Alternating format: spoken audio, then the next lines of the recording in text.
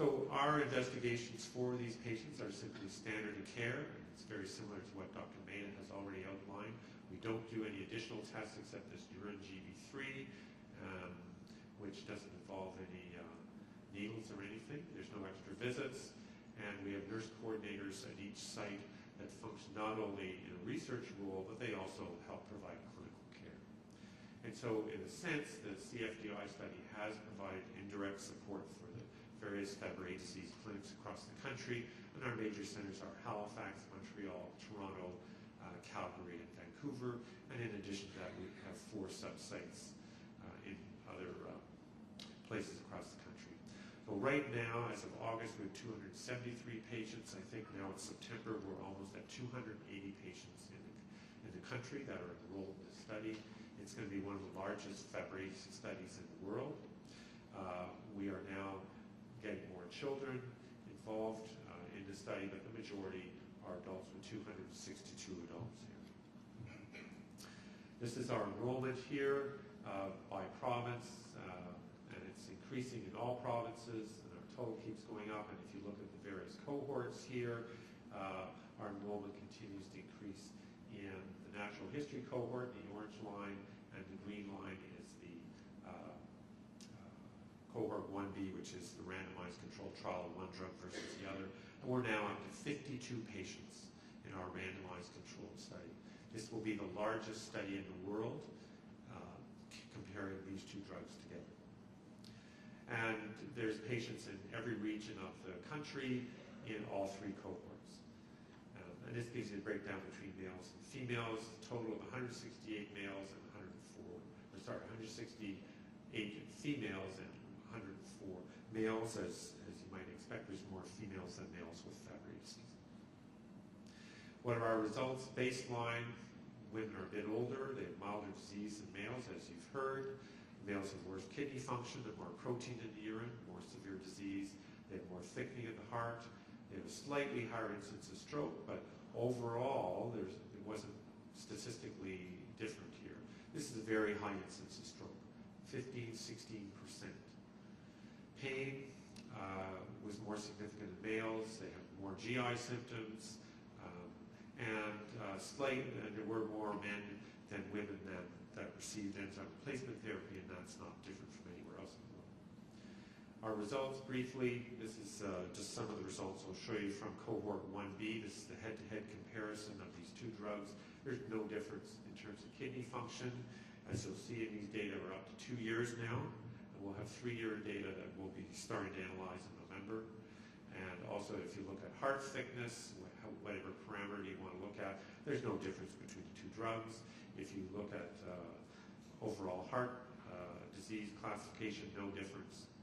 And so far, there's no difference in heart situation or cardiac status in these patients out to 2 years, which I think is quite important. This just shows you the completeness of our data and snapshot. So in this one cohort, we have almost 100% of our patients have had their kidney tests. Fewer when you get down to looking at urine protein, and when you get to some of the cardiac tests, it's about 3/4 of them. And if you look at the MRI, CT of the head, we're down to about 2/3. So there's some drop-off here. In other words, patients are scheduled for tests, but sometimes they don't show up for various reasons.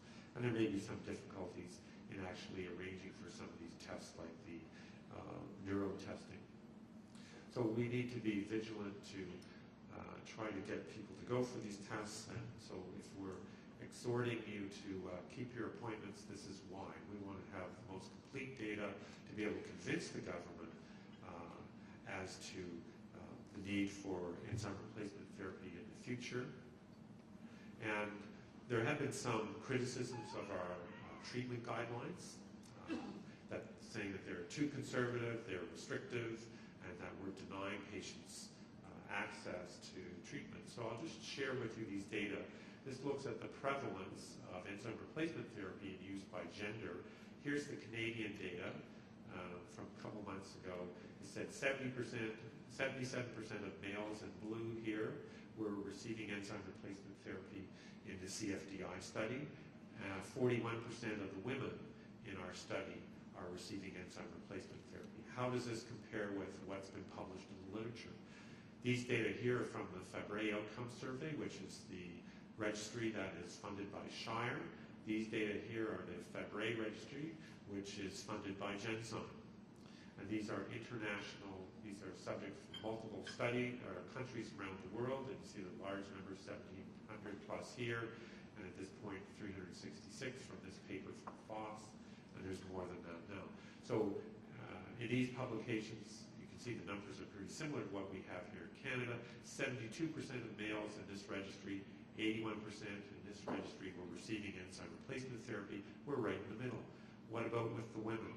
Well, it's very similar. 42% in this registry, 34% in this registry, and the CFDI is right in the middle. So I would suggest to you that these data suggest that we are providing enzyme replacement therapy to the same extent as what's being provided in other countries. Yes, there's some minor differences in the guidelines if you get down to the fine print, but I think the themes are very similar, and I think this is proof that physicians in Canada are treating patients with Fabry disease similar to physicians elsewhere in the world.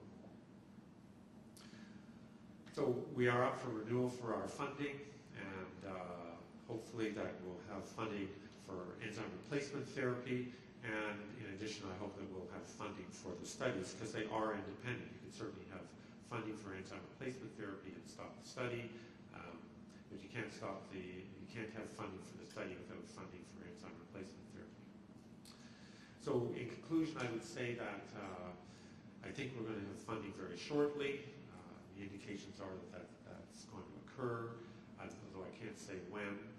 Enzyme replacement therapy is important. It's the only licensed therapy we have in Canada for Fabry disease, and that the Canadian Fabry Disease Initiative Study continues to play an important role in providing enzyme replacement therapy to patients.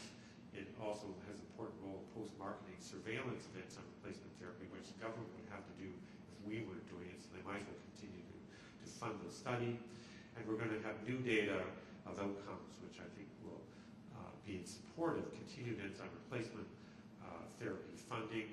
It's going to be the only direct head-to-head comparison of both forms, and the approval process for amendments of our protocol and of our guidelines is flawed. We need a faster process that's going to let us update these guidelines and have them implement, because right now there seems to be a lot of delay.